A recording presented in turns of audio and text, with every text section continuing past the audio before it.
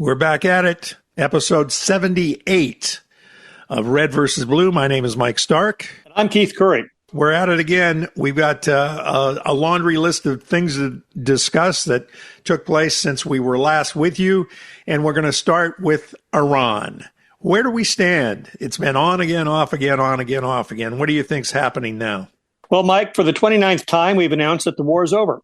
And it may actually be over this time because we apparently have a electronically signed memorandum of understanding with the Iranians. Apparently, DocuSign was a critical part of the peace process here. It is anticipated, we're doing this on Tuesday, that on Friday, the actual agreement will be signed, and we'll see what's in it. Now, it's interesting that the Iranians have had their version, but President Trump has had his version. The actual language has, for the most part, not been released. There have been some media leaks about what could be in it, but it appears that the Strait of Hormuz is going to be opened, and rather than charging tolls, we're going to release Iranian assets to the tune of $300 billion. Some of that will come from other Gulf nations. Some of it will come from us. But it is a huge economic infusion to the Iranian regime. One conservative commentator likened it to creating a Marshall Plan while the Nazis were still in power.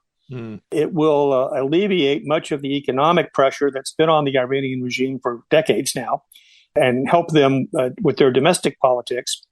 But I think it also constitutes a significant victory for the Iranians who have toughed out the bombing, who have demonstrated that they, in fact, can shut off the world economy by closing the Strait of Hormuz, and that we have a limited ability to stop them from doing that. And that's sort of where things stand. The one thing he kept saying about this deal is that he wants it so that Iran cannot have a nuclear program. Do you think that is actually going to be part of it? There is a provision apparently in this agreement for 60 days or 6 months worth of negotiations to finalize that language. I anticipate the Iranians will be as difficult to negotiate with as they always have been. The language, when it finally is negotiated, will have enough ambiguity to it that both sides can claim victory, and the Iranians will simply wait him out on term limits and start again with the next president to see where they stand there. I expect it will be claimed that that has been achieved. Whether it actually is or not remains to be seen. And the whole deal, is it going to match the deal that was made by Obama? Well, I expect that President Obama will go to Twitter within 30 seconds of the deal being announced, and there will be a very significant side-by-side comparison. Many of the Obama administration alumni have already been on media to talk about it and to compare them. In fact, a lot of conservative media commentators have been on to compare them. And my expectation is that the Obama administration will compare favorably when they're put side by side. We will have to wait and see, but I think you're absolutely on target in all your analysis of this. And we'll have to wait and see what the actual concrete deal is, because I don't think any of us know at this point, but it doesn't look good for the Trump administration. And I would imagine that once it's out, they're going to want to move on very quickly. I absolutely think they will. I would anticipate a couple of things. First of all, probably Pete Hegseth will take the blame for the war and will be fired. He's probably past his due date by quite a while anyway in this administration. I expect we'll find some other small nation that has less military capability than Iran to show a show of strength if we have any missiles left. And we will find a way or the president will try very rapidly to move on after claiming responsibility for stopping another war and justifying yet another Nobel Peace Prize. Okay, and speaking of peace, they had a big event at the White House this last weekend, the UFC event for celebrating Trump's birthday, basically, although they've wrapped it into the 250th anniversary of the country. What are your thoughts on what went on over there? Well, for a country for whose national sport is baseball and whose most popular sport is football and who is now hosting the World Cup in soccer, the UFC was, in fact, a diversion in terms of sports. I watched a little bit of it. It was a spectacle. The organizers, Dana White, spent $60 million to construct that temporary facility. Let's hope it's temporary, on the ellipse, and to host this project. The gladiators marched through the noted rooms of the White House. They trained in the Indian Treaty Room in the Executive Office Building, and they performed, and it was a performance. It was marred by one of them who decided to insult Michelle Obama, and that dominated the news headlines. God apparently votes in the District of Columbia because they had thunderstorms and high winds and delayed for about an hour getting the thing started, had to delay the flyover. The connection to the 250th anniversary of the country is nebulous at best. Some of them wore red and white spandex. Perhaps that was it. I suppose it spoke to a segment of American voters, but 11% of Americans thought it was an appropriate event to have on the ellipse of the White House. Only 31% of Republicans thought it was an appropriate event to have. So I think the effort to increase the president's popularity through this is probably not going to happen. And it probably hurt the president that the Knicks overshadowed everything. Well, he had the misfortune of attending the one game they lost and being blamed for the loss. So, it's like the bad luck, guy. You just don't want that guy at your party, or you don't want him at your table in Vegas anymore. And I suspect he will be more circumspect when he attends the Knicks games, or anybody, or the Yankees, the Mets, or anybody else's games, because he now has the patina of bad luck attached to him. The primaries are over now, right? Well, they're almost over. Today is a Tuesday, and they're voting in Georgia and Alabama. Tommy Tuberville is in a runoff as governor of Alabama, although apparently he voted in Florida recently. He of the election cheating conspiracy claims, but he will probably emerge as the candidate for the Republicans for governor of Alabama, which is good because it will get him out of the Senate, where he has been Trump's most loyal supporter. There is another primary going on in Georgia, where Trump has endorsed the congressman who advances election fraud conspiracies against the candidate supported by the governor, Brian Kemp of Georgia. Whether or not the former mayor of Atlanta, who's going to be the Democratic nominee, has the ability to take that spot, it's in play. We will see, and we will see if Trump's degree of success continues to extend to Georgia in terms of his endorsements. We did have the main primary, and the Democrats by 71% nominated Graham Plantner, despite his problems with tattoos and girlfriends and sexist remarks on social media. They're still counting the votes in California. It appears Spencer Pratt's going to lose as a candidate for mayor. We have the Hilton-Becerra runoff. Neither of those candidates excites either party. So I would expect a low turnout election, probably in the 45 to 55% range in terms of voter turnout in November. Tom Steyer spent $200 million and flushed it down the toilet because his policies not only did not sell nationally when he ran for president, but they don't sell in California. And Nancy Mace was defeated in South Carolina last week, which means 3 of the 4 Republicans who stood up and demanded the Epstein files be released are no longer going to be in the House of Representatives. The only remaining one is Lauren Boebert.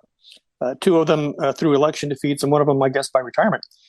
That's the state of play from the primaries over the course of the last 3 weeks. And how's that look for the midterms? Well, I think Graham Plantner is a problematic candidate in Maine. Now, that's one the Democrats need to win. He's ahead by about 7 points in the polls, but he certainly has a lot of baggage and a lot of target of opportunity for negative mail to hit him. Maine is still a rural conservative state. We'll see. They're concerned about the whole MAGA thing. Right. But that makes that more challenging for him. I think the Georgia runoff, I don't think that the Trump-endorsed candidate is going to be a successful challenger to Ossoff. I think Ossoff's going to win. So there's problems for the Republicans in the Senate. Graham Plantner probably didn't help, but he is ahead in the polls. So there you go. Now, there's been staff changes of all kinds at the White House, right? There have been. The most notable are that Bill Pulte, who was picked as Director of National Intelligence, will not get a confirmation hearing. He has already been supplanted by another nominee who at least has nominal qualifications, which actually are a requirement of that job. And so it was thought that Pulte would be there simply to start investigations on elections and to fire people. He may not get the chance to do that. I anticipate that there will be a move to confirm the new nominee in short order to prevent Pulte from doing any mischief at the National Intelligence Office. One might say after the Iran experience that we could use a little national intelligence expertise because apparently we didn't have very much of it going into this war. And of course, the other is that Todd Blanche has been formally advanced as Attorney General. My own sense is that he is now going to have a very rough time after the $1.8 billion slush fund and after his tax deal that he cut for Trump and after some of his other public statements. I think it's just very hard to confirm him as Attorney General. So he's going to have a problem. So most people thought Blanche wouldn't advance because of all of that. So why did you think they're moving him forward? Because the one finger on Trump's hand that works is the middle one. And that's his message to the Congress and to the public. Gotcha. Yeah, that makes sense, actually, in a weird sort of way. But that absolutely makes sense. All right. We're going to close things out with a book review today, right?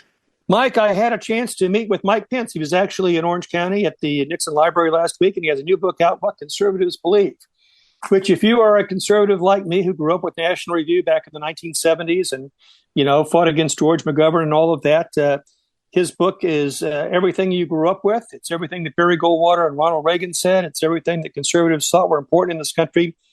And Mike Pence, to his credit, goes out of his way to say it's for the most part nothing that Donald Trump stands for today. And while he gives Trump credit for some of the successes of the first Trump-Pence term, as he calls it, nonetheless, he is very, I think, direct in calling him out about the abuses of government ownership of private business, of his abuse of the Justice Department, of his abuse of the office of the presidency, of his failure to consult with Congress, of his big spending, of his failure to follow up on other conservative priorities, of his ability to coddle the Russians and not to support Ukrainians to the extent that we should. And I give Mike Pence credit for drawing distinctions there and for reminding Republicans and conservatives that what we've always believed has been based on principles and immutable, timeless ideas, and not just what comes out of Trump's head and out of his mouth, which has become the litmus test of what modern conservatives, modern Republicans anyway, have adopted as conservative thought and dogma. I give Mike the credit for being able to see that.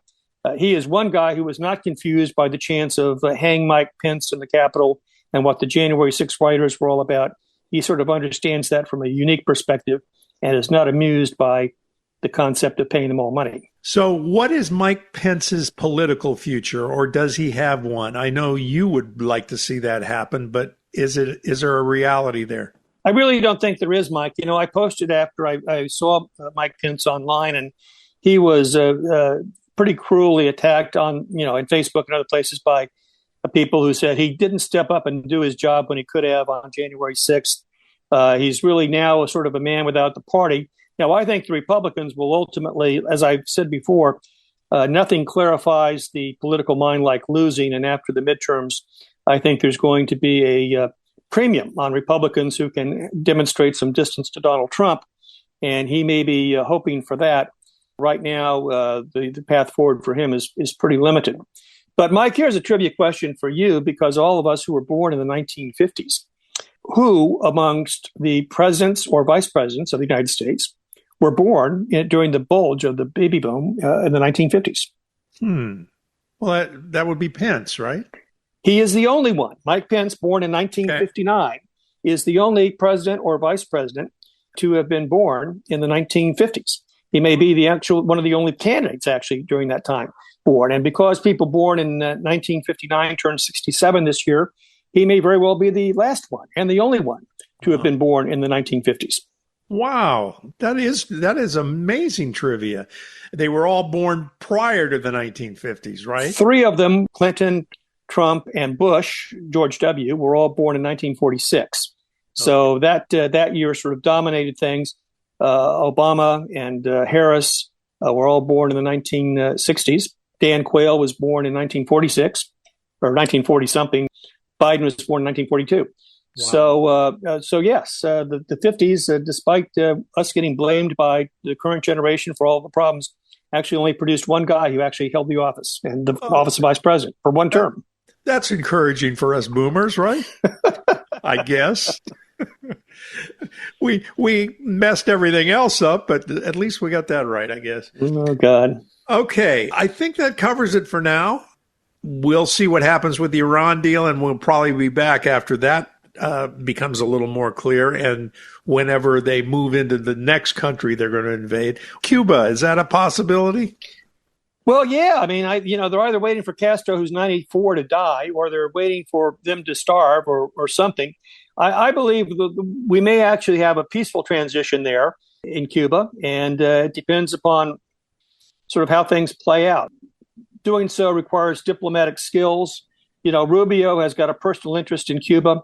Right. We'll see if they have the capacity to pull this off and get it done. But that's probably my nominee is the next up.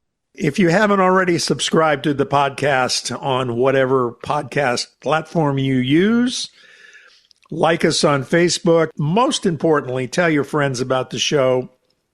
We're pretty proud of what we've done here. We were going to go off the air the day after the last election, and now here we stand almost 2 years later, and we're still at it. And as we talked about before we turned on the mics today, we're having a good time doing this.